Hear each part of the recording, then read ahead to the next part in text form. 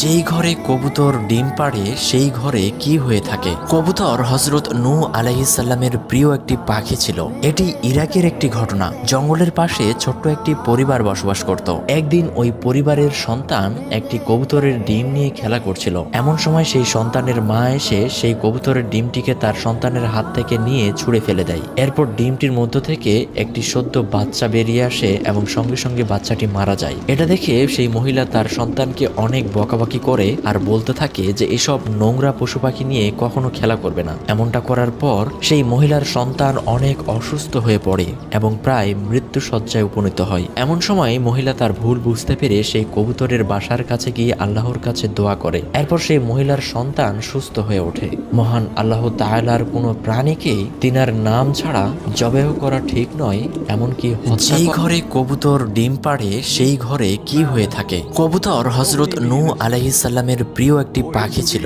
এটি ইরাকের একটি ঘটনা। জঙ্গলের পাশে ছোট্ট একটি পরিবার বসবাস করত। একদিন ওই পরিবারের সন্তান একটি কবুতরের ডিম নিয়ে খেলা করছিল। এমন সময় সেই সন্তানের মা এসে সেই কবুতরের ডিমটিকে তার সন্তানের হাত থেকে নিয়ে ছুঁড়ে ফেলে দেয়। এরপর ডিমটির মধ্য থেকে একটি সদ্য বাচ্চা বেরিয়ে আসে এবং সঙ্গে সঙ্গে বাচ্চাটি মারা যায়। এটা দেখে সেই মহিলা তার সন্তানকে অনেক বকাবকি করে আর বলতে থাকে যে এসব নোংরা পশু পাখি নিয়ে কখনো খেলা করবে না। এমনটা করার পর সেই মহিলার সন্তান অনেক অসুস্থ হয়ে পড়ে এবং প্রায় মৃত্যু শয্যায় উপনীত হয়। এমন সময় মহিলা তার ভুল বুঝতে পেরে সেই কবুতরের বাসার কাছে গিয়ে আল্লাহর কাছে দোয়া করে। এরপর সেই মহিলার সন্তান সুস্থ হয়ে ওঠে। মহান আল্লাহ তাআলার কোনো প্রাণীকে তিনার নাম ছাড়া জবেহ করা ঠিক নয়, এমনকি হত্যা করা।